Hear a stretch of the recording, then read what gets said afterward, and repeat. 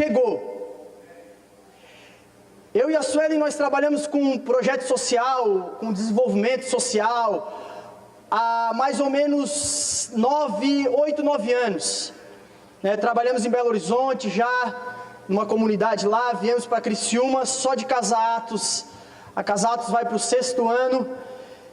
E falar de desenvolvimento social, falar de projeto, e o Evangelho, junto com o Evangelho, ainda tem muitos paradigmas no nosso meio.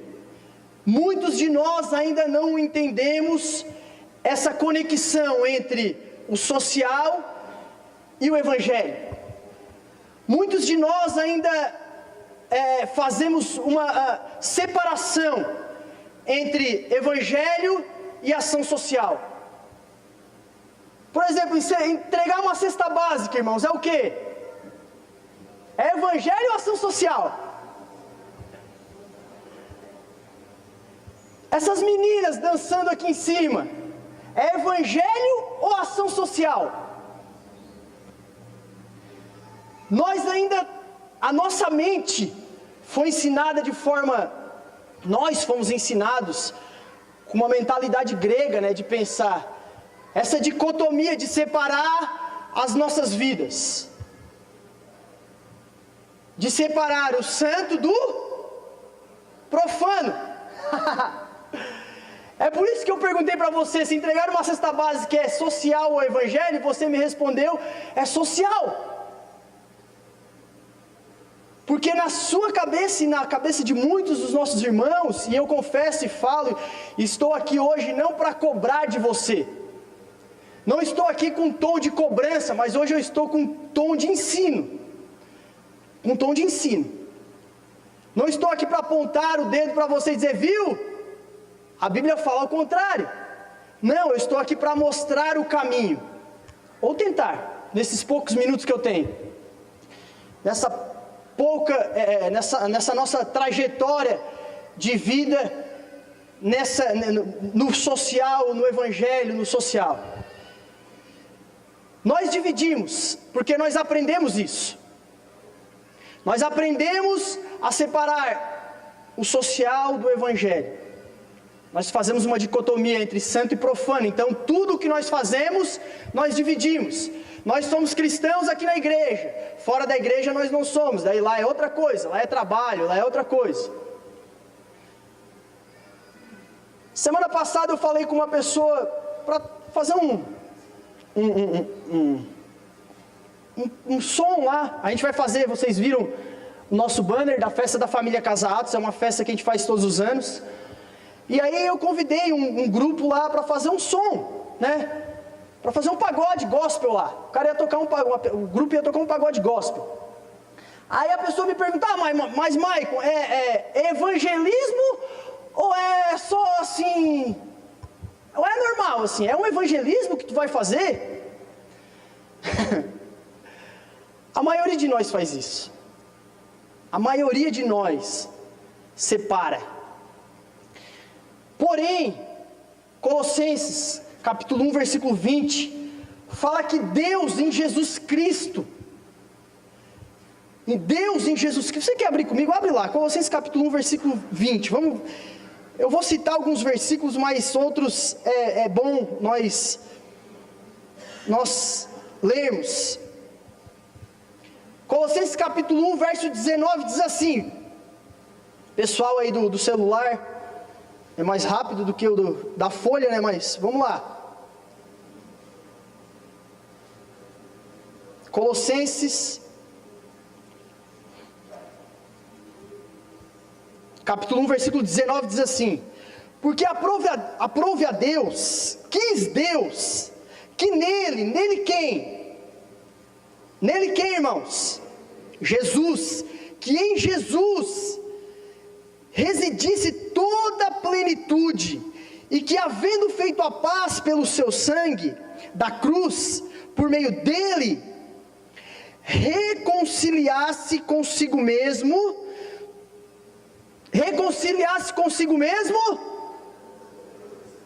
todas as coisas,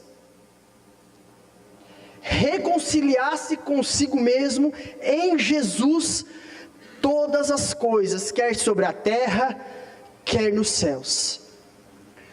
Tudo foi reconciliado em Jesus.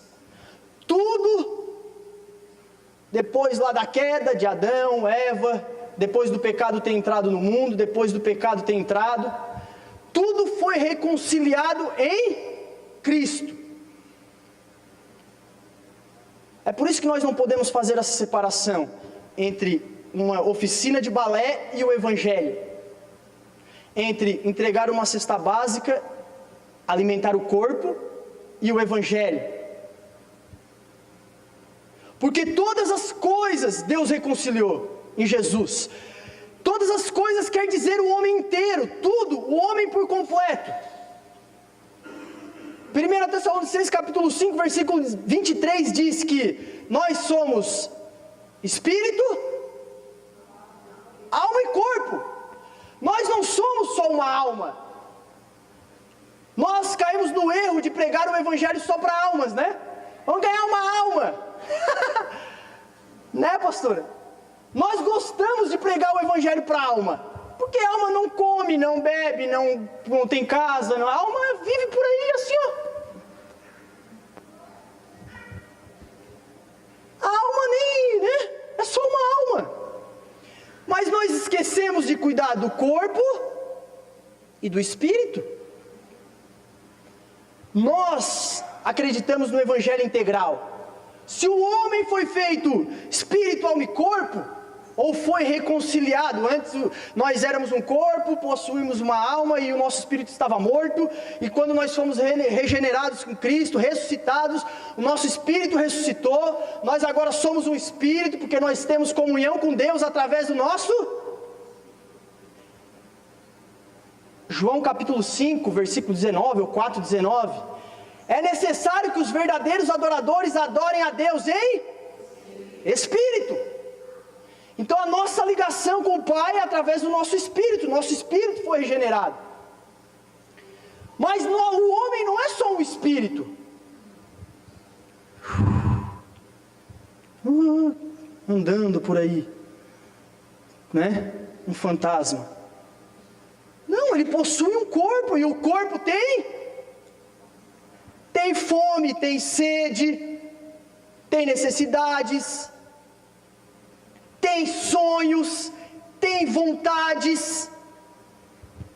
Então como que hoje nós gostamos de pregar o Evangelho para a alma, mas esquecemos do corpo? É por isso que essas meninas dançando aqui, irmãos, é o Evangelho. Elas dançando é o Evangelho inteiro. O reino de Deus chegou na vida delas. Tem uma passagem, Lucas 17, que Jesus fala assim, os fariseus indagam Jesus e perguntam, Jesus, como virá o reino de Deus? Aí Jesus diz, o reino de Deus não virá com aparências visíveis, mas o reino de Deus está onde? Em nós. Se o reino de Deus está em mim, e hoje eu sou pastor na igreja do Cristo Redentor, sou líder de um projeto no Cristo Redentor, se esse reino está em mim, o reino, mas vamos lá, a pergunta, quem sabe o que é o reino de Deus? Quem pode falar alguma coisa aí? Maicon, o reino de Deus é isso. O que é o reino de Deus? Orar, jejuar, ler a Bíblia. O reino de Deus é amor. O reino de Deus é mais o quê? Justiça. O reino de Deus é mais o quê? Será que nós entendemos o princípio do reino? O que é esse reino que entrou em nós? Porque quando Jesus te encontrou e você decidiu segui-lo, esse reino entrou em você, entrou em mim, entrou nos professores da Casa Atos. E esse reino que está em mim é um reino de justiça, é um reino de amor, é um reino de esperança, é um reino de Romanos capítulo 10, versículo 17, a Bíblia diz que com o coração se crê para a justiça e com a boca se confessa para a salvação. A palavra salvação no grego, no original grego, irmãos, ela quer dizer sozo. Tem uma igreja na cidade, Sozo, é uma comunidade. Sozo, o que quer dizer sozo? Sozo é o evangelho completo. Sozo é amor, sozo é esperança, sozo é libertação, sozo é cura divina, sozo é prosperidade, sozo é salvação. É um evangelho completo. O evangelho, irmãos, é como se fosse uma laranja crava. Sabe aquela laranja crava que tem vários gomos? O que a gente faz com o evangelho? A gente pega um gomo daquela laranja e fica, comendo só daquele gomo. Eu quero ser próspero. Daí, agora eu quero só comer o gomo da prosperidade, Aí tem outros que querem só a cura divina. Daí não, só como o gomo da cura. O evangelho é uma laranja crava, com vários gomos, ele é completo. O evangelho ele não é uma parte. Isso daqui não é o evangelho todo, mas é uma parte do evangelho, mas que nós não podemos negligenciar.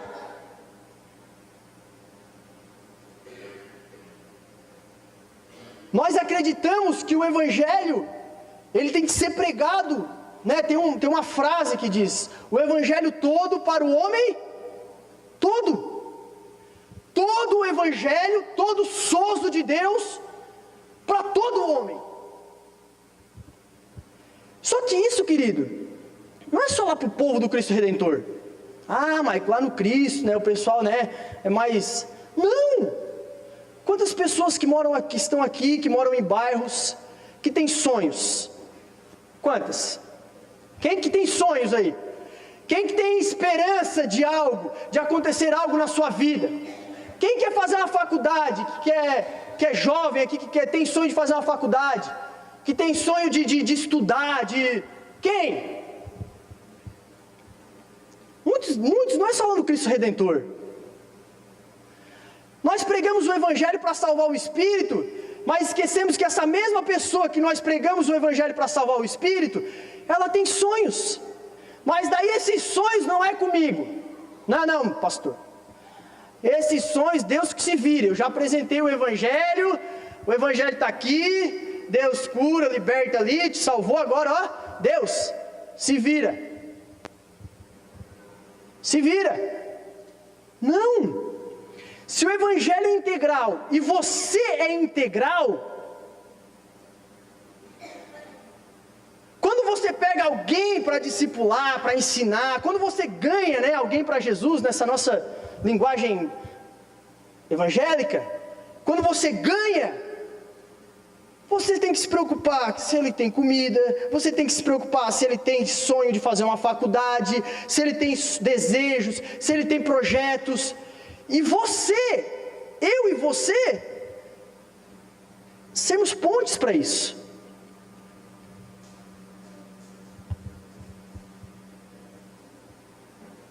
Lá no Cristo Redentor tem pessoas que não têm condições de fazer uma faculdade.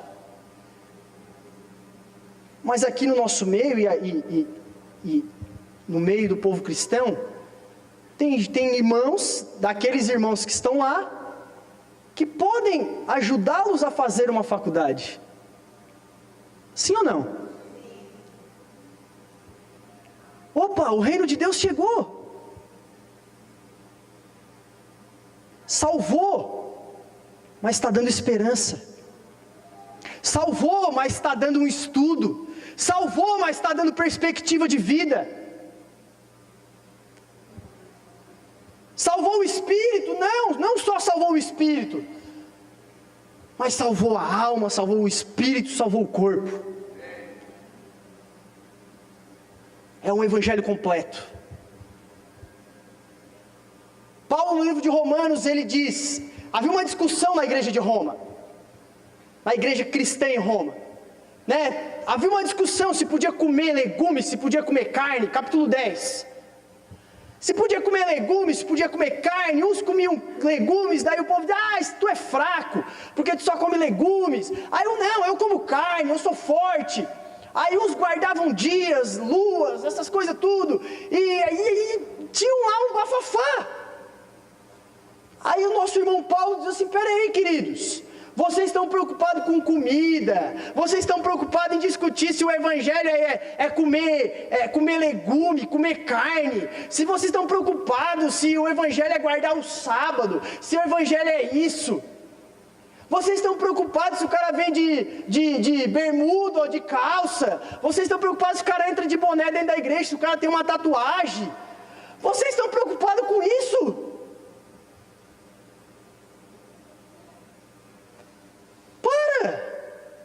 Paulo diz: o evangelho não é isso. O evangelho é justiça, paz e alegria no Espírito.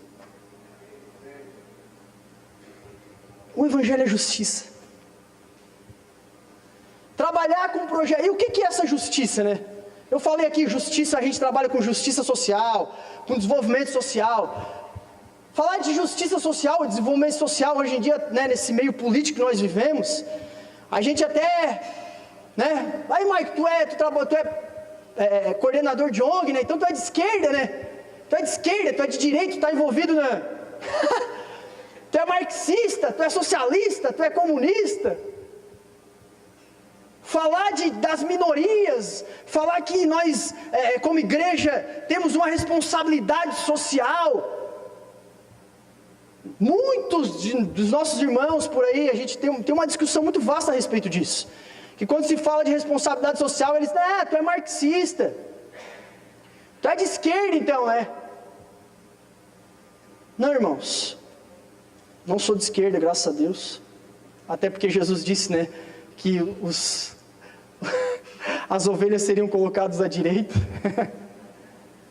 Vinde benditos do meu Pai. Não, mas brincadeira. Nós não seguimos uma linha política, nós não defendemos as minorias, porque nós seguimos uma ideologia. Não, muito pelo contrário, a nossa ideologia, a nossa cultura é do reino de Deus, amém? A nossa base, a nossa justiça, a justiça que nós queremos estabelecer, é a justiça bíblica. A justiça bíblica. A justiça bíblica, a nossa justiça, a nossa Constituição, que é a nossa base da nossa justiça, sim ou não? O que rege a nossa nação? A Constituição, sim ou não? Nós temos uma Constituição onde a justiça é estabelecida através da Constituição. Se está dito lá, foi feito o que está dito, dizem que é justo, foi feito justiça, porque a Constituição diz que é assim. A Constituição brasileira diz no capítulo 2, artigo 6º, que todo homem, ele tem o direito de ter uma moradia, ele tem o direito de ter uma vida com lazer, ele tem direito de ter previdência social, ele tem direito de assistência médica. A nossa Constituição fala isso. Nós como cristãos, se nós cumprirmos essa justiça que o reino de Deus que o reino de Deus é justiça, se nós não tivéssemos a lei bíblica, porque a palavra de Deus também nos garante aos nossos irmãos isso, nós por si só já teríamos a Constituição do nosso país, para sermos bênção na vida das pessoas, para que a igreja fosse totalmente relevante no meio da sociedade. Quantos foram na manifestação pelas crianças que teve aí? Nós fizemos uma manifestação. A manifestação era o quê? Era evangelho ou era disputa de classe, disputa de poder, sei lá? O que era a manifestação? Era evangelho. Mas nós ainda não entendemos isso. Ah, Maico, mas eu nem tenho filho. Eu nem tenho isso, para mim pouco importa, ideologia de gênero, se está sendo Eu não tenho. Por isso que eu não fui. Não, irmão, você não foi porque ainda você não entendeu que aquilo ali que nós fizemos semana passada, sábado de manhã, era o Evangelho. Era um reino de justiça. Era um reino de Deus. O reino de Deus chegou em Criciúma e um povo se levantou para marchar em prol das crianças. Foi isso que o Senhor me mostrou quando eu estava chegando lá. Falei, nossa Deus, uma multidão de pessoas, fiquei muito feliz. E Deus me falou, Maico, ali tem católicos, tem espíritas, tem de tudo. Mas deixa eu te falar algo, Maico, Satanás está tremendo. Falei, Senhor? Pelo simples motivo de o povo ter se levantado do sofá e ter tomado uma atitude. Nós nos levantamos, irmãos. Nós nos levantamos e estávamos ali de pé, dizendo, aqui na nossa cidade, Satanás não vai tomar as nossas crianças. Aqui na nossa cidade, não vai ter promiscuidade com as nossas crianças. Nós vamos defendê-las, nós vamos protegê-las. Aqui o reino de justiça será estabelecido.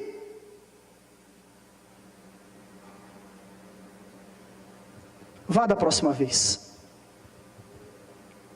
Vá. Não era política aquilo ali. Era uma luta. Era um posicionamento da igreja no mundo espiritual. Era um posicionamento dizendo, ei diabo, nós estamos aqui, parceiro. Se tu quiser avançar, tu vai ter que passar por cima de nós. E o povo marchou. E Satanás viu, nosso adversário, ele viu, que nós não estamos de brincadeira. Amém? O reino de Deus chegou. Justiça. Justiça. E justiça social é isso. Trabalhar com oficinas de balé, oficinas de dança, com aula de violão, com escolinha de futebol. É entender que o Evangelho, quando chega, ele chega por completo. É entender que quando o Evangelho chega, ele muda e transforma por completo. Porque o Senhor veio para estabelecer nele todas as coisas e restabelecer nele todas as coisas. É o Evangelho todo para o homem. O Evangelho todo para o homem todo.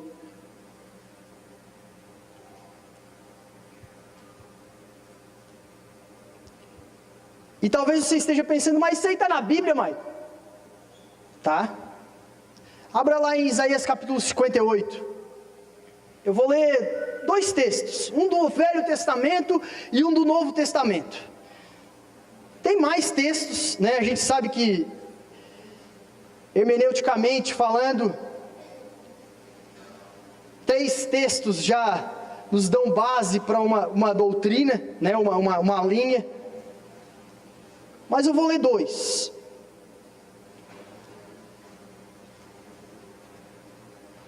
Desculpa, irmãos, eu vou ler primeiro Mateus capítulo 25, desculpa, vai lá em Mateus capítulo 25, Mateus 25, 31,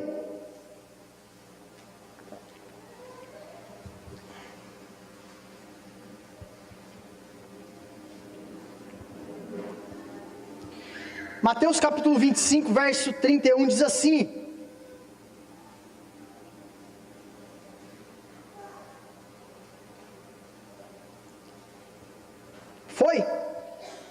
quando vier o Filho do Homem na sua majestade e todos os anjos com ele, então se assentará no trono da sua glória, e todas as nações serão reunidas em sua presença, e ele separará um dos outros, como o pastor separa dos cabritos presta atenção agora, e porá as ovelhas à sua direita, mas os cabritos à esquerda. Então dirá o rei aos que estiverem à sua direita: vinde, benditos de meu Pai, entrai na posse do reino que vos foi preparado desde a fundação do mundo. Porque eu tive o quê? Eu tive fome. Eu tive fome e vocês me deram de comer.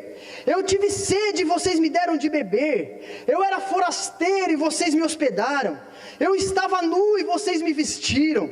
Eu estava enfermo e me visitastes. Preso e fostes ver. Então perguntarão os justos: Senhor, quando foi que vimos com fome e te demos de comer? Ou com sede e te demos de beber? Ou forasteiros e te hospedamos? Ou nu e te vestimos? E quando te vimos enfermo ou preso e te visitamos? O rei respondendo lhes dirá: em verdade vos afirmo, que sempre que o fizeste a um desses meus pequeninos irmãos, a mim o fizestes.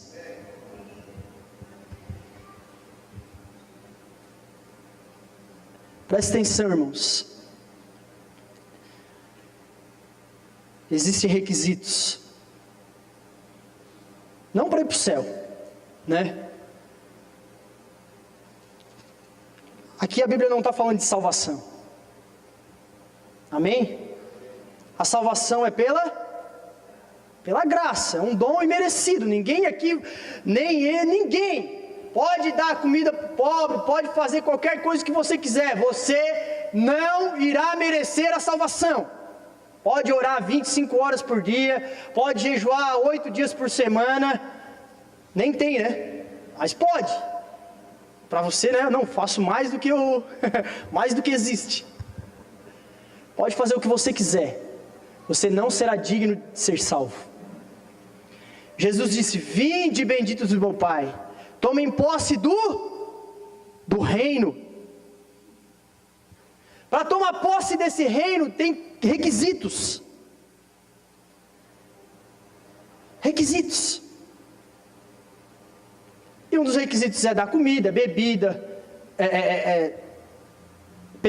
botar aí na sua casa o estrangeiro, cuidar do órfão, da viúva, tratar. Está ali. E sabe o que eu acho mais legal dessa passagem? A coisa mais que me move a fazer isso, que move o meu coração, e essa rema veio ao meu coração talvez há uns 2 anos, 3 anos atrás. Quando as pessoas perguntam para Jesus, porque a gente vai estar lá diante de Jesus: aí Jesus, quando que nós fizemos isso? Essa é a chave. Porque eu vejo, se eu falar para você: mas quando que tu vê Jesus? Eu vejo toda a vida. Nossa! Eu vejo Jesus direto, cara. Sabe por quê? Porque Jesus falou assim: sempre quando vocês fizerem a um destes meus pequeninos, a mim o fará.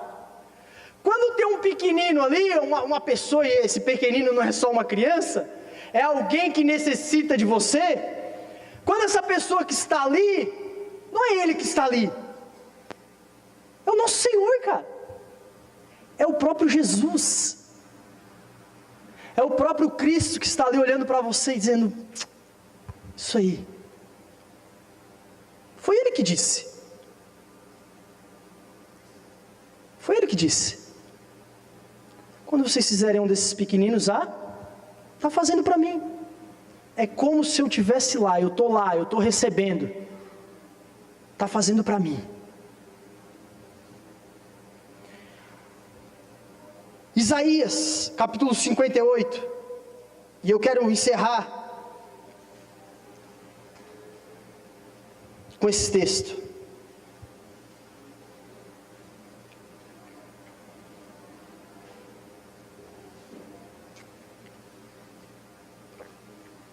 Isaías 58, versículo 1. Diz assim: clama a mim, clama a plenos pulmões, não te detenhas, ergue a voz como a trombeta e anuncia ao meu povo a sua transgressão, e a casa de Jacó, os seus pecados. Deixa eu ir por partes ali.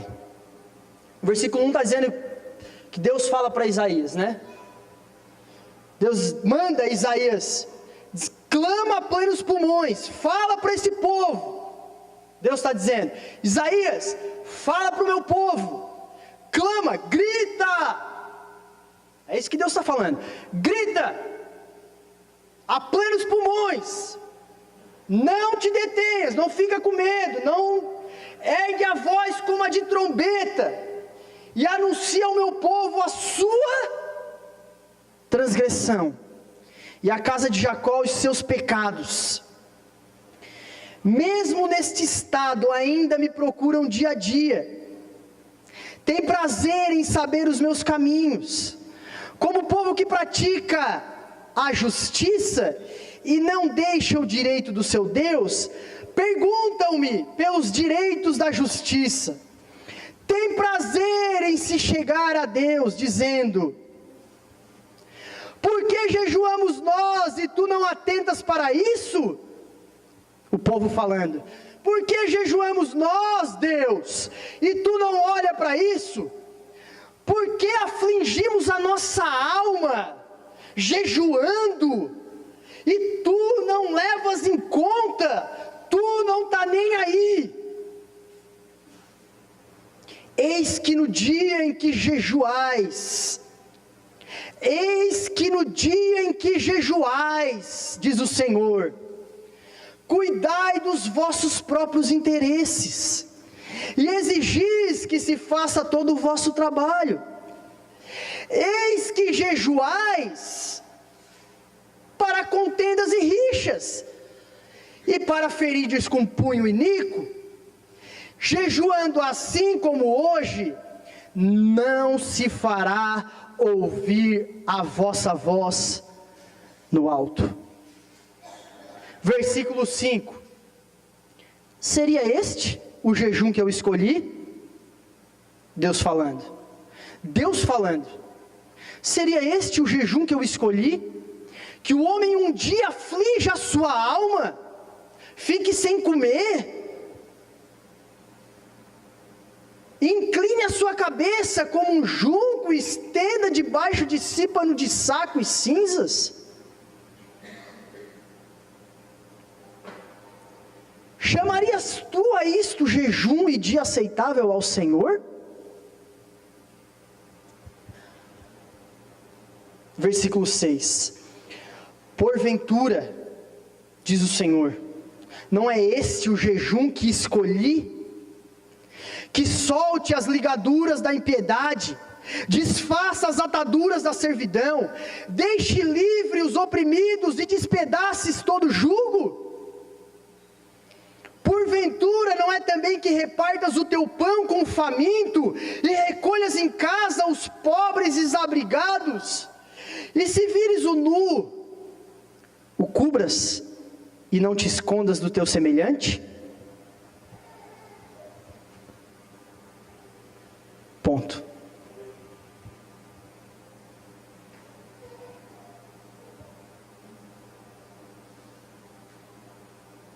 Não foi esse o jejum que o Senhor escolheu?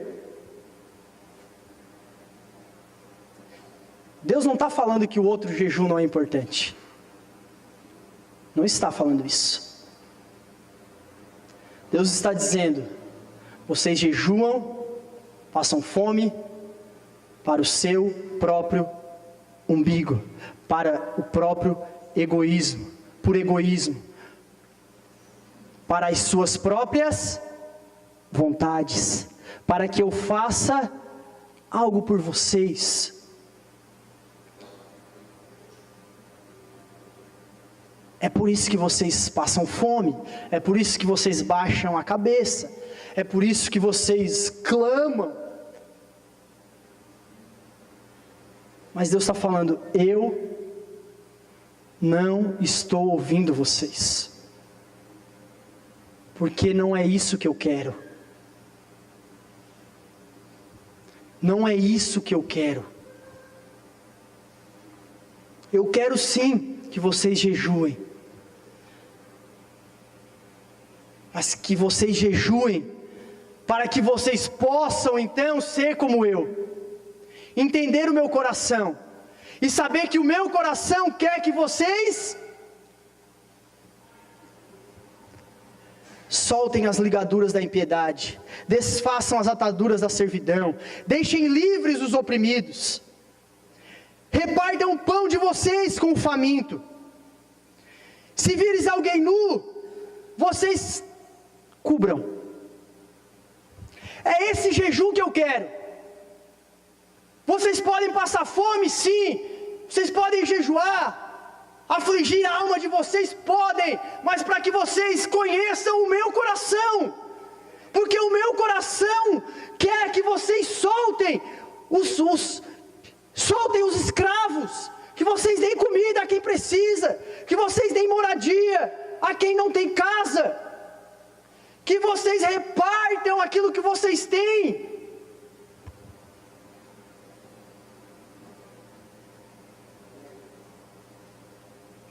Eu quero entregar algo para vocês. Há 2 anos atrás, e eu esperei 2 anos para entregar isso. Há 2 anos atrás, praticamente, nós estávamos, assim que estava surgindo toda aquela interferência política, toda aquela manifestação de tirar, né, do impeachment e de tirar um governo e colocar outro, e havia aquela bagunça política na nação. E eu me lembro um dia, nós estávamos aqui, e o Advilto pegou o microfone e falou assim: irmãos, nós vamos nos levantar para orar pela nossa nação. Não sei se aqui alguém vai lembrar desse dia. E a igreja levantou com fervor, e começamos a orar, e eu estava ali sentado, eu estava ali, a Su estava do meu lado. E eu levantei também, ergui as mãos, e a gente começou a clamar. E assim que eu comecei a clamar, Deus falou para mim: senta. Aí eu falei: ixi, lá vem bomba. Falei: o que tu queres, Senhor? O que tu queres? Ele falou: senta que eu quero falar com vocês. Deus falou assim para mim: fala para o meu povo, presta atenção, irmãos, eu não quero, eu quero que isso sirva de edificação para nós, amém? Toda profecia ela edifica,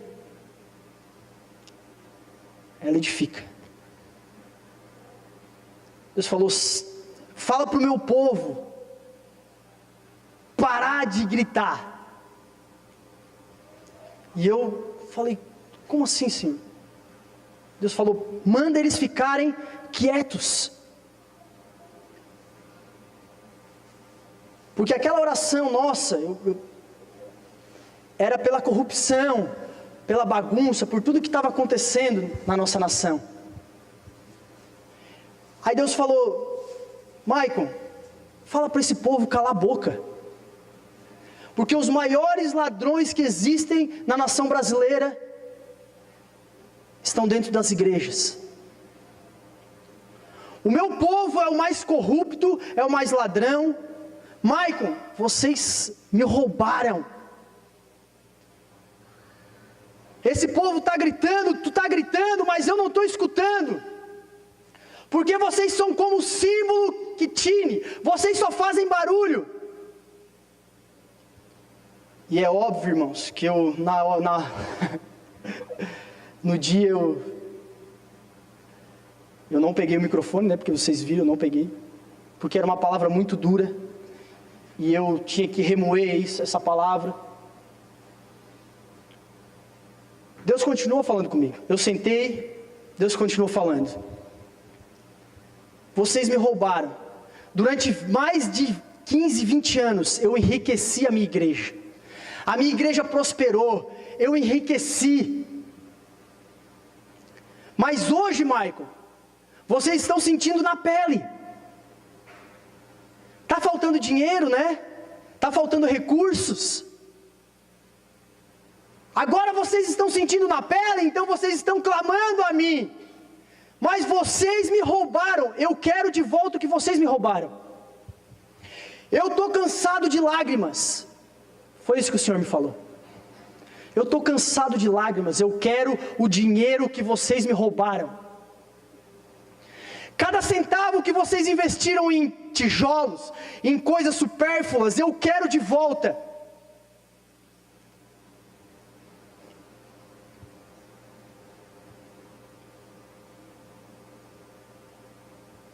Eu fui embora, não dormi à noite, acordei mal, primeiro por não ter passado isso a vocês, me perdoe, mas eu naquela época eu não sei se ia dar muito certo. Fui embora mal, passei o dia mal, peguei o meu celular e durante o dia o Espírito Santo falou comigo: tá com medo? Tá com medo de quê? E me trouxe a lembrança de uma pessoa que mora lá em Itajaí. Eu peguei o WhatsApp, mandei um WhatsApp para uma pessoa e falei: fulano, Deus falou isso ontem comigo, assim, assim, assim. Sei que tu tem essa vocação profética também e tal. Falei com um amigo dessa pessoa. Aí, esse meu amigo falou assim: Maico, eu falei: eu estou com medo, porque foi uma palavra muito dura. É uma palavra dura. Uma coisa é Deus dizer assim: ó, irmãos, dobrem os joelhos, se arrependam, chorem.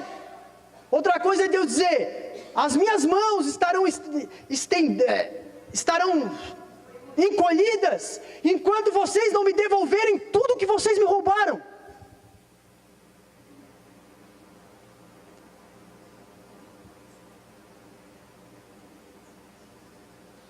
Eu falei: cara, Deus falou isso para mim ontem. E o que tu acha?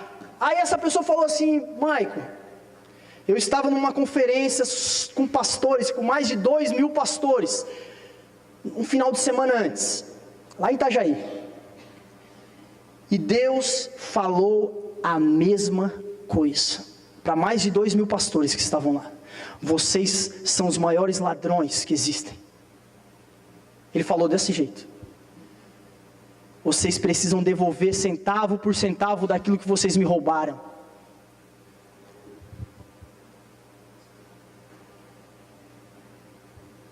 Será esse o jejum que Deus pediu para nós? Que nós só choremos, nos afligimos? Será isso que o Senhor quer de nós? E Deus falou comigo também naquela situação. Eu lembro que o Espírito Santo me trouxe à memória uma piscina que eu tinha comprado. Assim que a Sara nasceu, 4 anos isso. Eu falei para a senhora: vamos lá comprar uma piscina. Aquelas piscinas de plástico, sabe? É coisas, olha, gente, aquelas redondas, tipo americanas, sei lá, o cara vai enchendo, ela vai... Só que a gente foi comprar e eu e a sua, a gente não estava assim, em paz de comprar. Eu falei: vamos comprar, a Sara está nascendo, ela precisa de, né? Vamos lá. E a piscina custou R$600 na época. E a primeira coisa que Deus falou comigo foi: devolve os R$600 que tu gastou naquela piscina. Foi? Porque tu sabia que não era para ter comprado, Maico. Eu te falei. Tu sabia e tu foi. Eu quero de volta aqueles R$600. Tu acha que eu sou bobo, irmãos? Eu devolvi já. Porque já faz 2 anos que Deus me deu essa palavra. Não sei o que você roubou do Senhor. Não sei o que essa igreja usurpou do Senhor. E essa palavra não é só para essa igreja. Essa palavra tem sido entregue, foi entregue a pastores do Brasil inteiro. A mesma palavra, por outra pessoa, mas a mesma palavra. É para a igreja brasileira. Nós assaltamos o Senhor. Amém? Será esse o jejum que eu pedi? Baixe sua cabeça.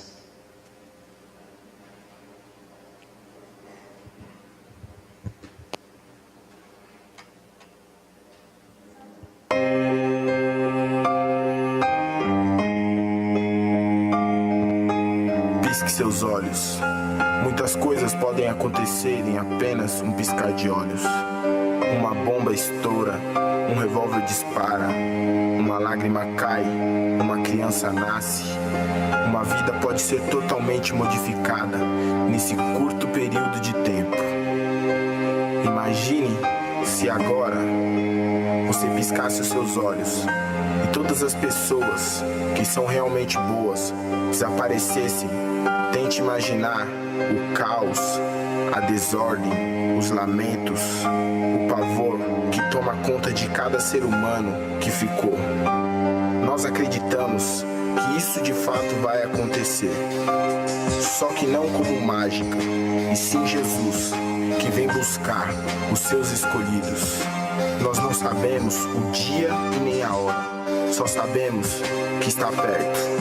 E quer você acredite ou não, as nossas vidas serão afetadas por cada um desses acontecimentos. E o nosso dever, como mensageiros da profecia, é te alertar para que você esteja preparado no momento em que a última trombeta soar. A trombeta vai soar, um alarido vai surgir. Muitos vão se prostrar, não adianta mais fugir. Vou falar pra você o que vai acontecer com aquele que não crê, que zombar desmerecer. O mundo tá aí, pronto pra tragar. E se você não quiser acreditar, basta só olhar pro lado e verá. Essa geração não passará. O mundo tá aí, pronto pra tragar. E se você não quiser acreditar, basta só olhar pro lado e verá. Essa geração não passará. 7 horas da manhã, o relógio já despertou. Olhei pro lado da minha cama, cadê o meu amor? Senti o seu perfume, porém por dentro um calafrio. Quando eu olhei só seu pijama em um espaço vazio, gelei, é brincadeira, né bem? Cê tá aí, não sabia se chorar, não sabia se sorrir. Gritei seu nome, pude ouvir só o eco pela casa. Me levantei e fui ver como é que as crianças estavam. Abri a porta com cautela pra não acordar meus 2 tesouros. Quando olhei só vi a roupa, mano, me deu um apavoro. Saí correndo que nem louco, perguntando pros vizinhos: cês viram a minha esposa, cês viram os meus filhinhos? A tentativa foi inútil, porque todos procuravam por alguém de sua família e também não me encontravam. Voltei pra casa, sentei no sofá tentando pensar na situação. À procura de respostas, liguei a televisão. Já chega a mais de 12 milhões o número de desaparecidos somente no Brasil desde a madrugada de hoje. Entre os desaparecidos estão crianças de até aproximadamente 7 anos de idade, que também desapareceram sem nenhuma explicação. Voltaremos a qualquer momento com mais informações sobre este acontecimento que já é um marco na história da humanidade.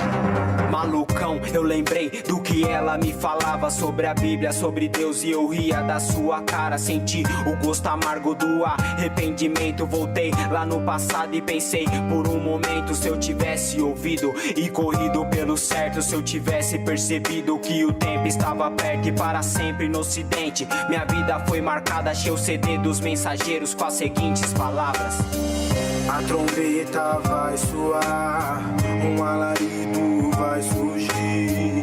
Muitos vão se prostrar, não adianta mais fugir. Vou falar pra você o que vai acontecer com aquele que não crê, que zombar desmerecer. O mundo tá aí, pronto pra tragar. E se você não quiser acreditar, basta só olhar pro lado e verá. Essa geração não passará. O mundo tá aí, pronto pra tragar. E se você não quiser acreditar, basta só olhar pro lado e verá. Essa geração não passará. Em um piscar de olhos, a terra parou. O mundo se surpreendeu quando ele voltou. Minha mãe me deixou e nem se despediu. Eu não sei no momento o que ela sentiu. Me falaram que igual ela foram milhares no mundo que sumiram em 7 milésimos de segundo. Respirei fundo naquela manhã e Fui procurar uma resposta, uma razão, alguém pra me explicar. Nessa jornada eu vi acidentes e várias roupas espalhadas todas pelo chão. Que coisa louca, perto de casa tinha um avião despedaçado e o corpo do piloto não foi encontrado. Mas uma coisa realmente chamou minha atenção. Perto de uma pré-escola, muito uniforme no chão. Meu coração duro de pedra não conseguiu se conter quando eu ouvi uma mãe gritar: meu filho, cadê você? Eu devia realmente era ter me preparado. Voltei pra casa e lembrei do que minha mãe havia me falado. Meu filho, volte pra Jesus, antes que Jesus volte pra você.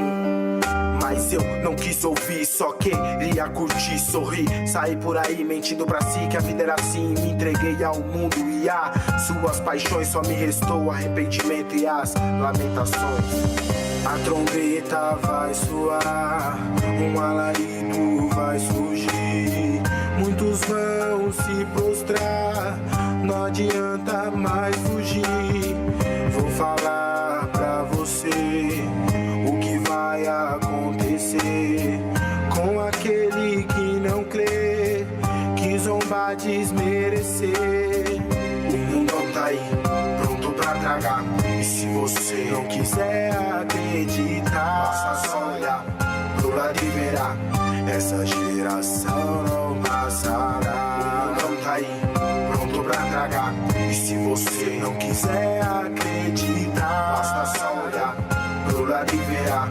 Essa geração não passará. O sol já tinha nascido e a vigília tinha acabado. Eu conversando com os irmãos por um segundo, olhei pro lado. Foi de repente como um flash na minha visão, me ofuscando, atordoado. Eu caí no chão 7 milésimos de segundo que pareciam a eternidade. A história do arrebatamento era mesmo verdade. Eu não entendo o porquê dessa igreja, só eu que fiquei. Se subiram vários pecadores, onde que eu errei? Eu ali no chão, tomado pelo rancor, quando eu ouvi uma voz: não foi você só quem ficou, na verdade subiram os que se converteram e de coração realmente se arrependeram. Diferente da gente que era só de fachada, que não podia ver o erro que o dedo apontava. Eu, o pastor, fiz a panela com louvor. Louvávamos a nós mesmos e não ao nome do Senhor. Eu e os meus cursos de teologia ensinava pra igreja o que eu pensava que eu sabia. A soberba tomou conta e pra fora eu colocava todo aquele que eu achava que me ameaçava. Falava mal da igreja dos outros, que os outros pastores não valiam nada. Pra mim só prestava a minha, as outras igrejas não valia nada. Eu queria a igreja pra mim, só pensava nisso a toda hora. O templo agora é meu, mas a igreja foi embora. A trombeta vai soar, um alarido vai surgir. Muitos vão se prostrar, não adianta mais fugir. Vou falar pra você o que vai acontecer com aquele que não crê, que zombar desmerecer. O mundão tá aí, pronto pra tragar. E se você não quiser acreditar, basta só olhar pro lado e verá. Essa geração não passará. O mundão tá aí, pronto pra tragar. E se você não quiser acreditar, basta só olhar pro lado e verá. Essa geração